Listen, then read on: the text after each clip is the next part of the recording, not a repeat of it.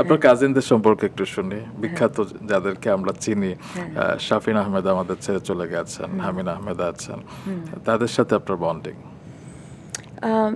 যেটা আমি বলছিলাম, ছোটোকালে যেহেতু আমরা আসলে একসাথে বড় হয়েছি, ইন দ্য সেন্স আমরা খুব ক্লোজ কাজিনস গ্রুপ ছিলাম, এখনও আছি।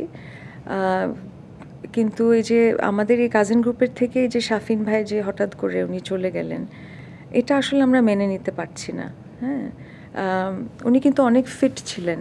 হ্যাঁ, বাট দেখেন ওনার যে আসলে যে জায়গাতে উনি সবচেয়ে খুশি হতেন সেটা হলো হাতে গিটার আর গান। উনি কিন্তু সেই স্টেজেই কিন্তু উনি আসলে কোলাপস করলেন। হ্যাঁ, এবং তখনই তাকে ডিরেক্ট নিয়ে যাওয়া হলো হসপিটালে ভার্জিনিয়াতে। সেখানে পরে আমাদের কাছে কল আসলো, পরে আমার বোন গেলেন।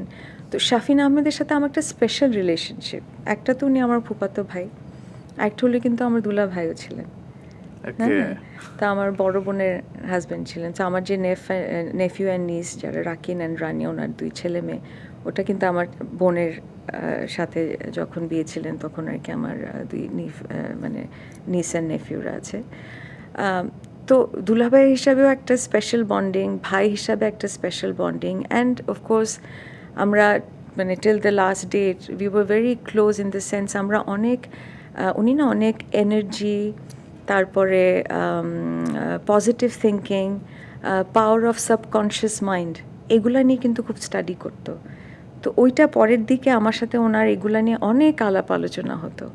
হি was very positive in the sense, উনি কিন্তু একটু চুপচাপ ছিলেন, উনি কিন্তু অত কথা বলতেন না। হ্যাঁ, বাট এগুলা নিয়ে উনি খুব চিন্তা করতেন এবং এগুলা নিয়ে আলাপ করতে খুব পছন্দ করতেন, এবং সেটাতে আমিও ওনার সাথে বেশ অনেক কিছুতে আসলে আই ফেল্ট যে অনেক ডেপথে উনি যেতেন and use to think of all this, যে সাবকনশিয়াস মাইন্ড কীভাবে করে একটা রিয়ালিটি আসলে তৈরি করতে পারে with your thoughts.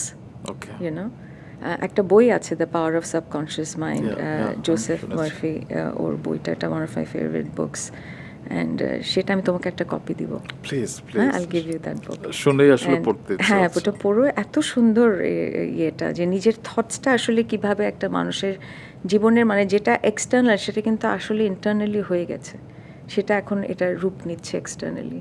This is what you realise, the power of your subconscious mind.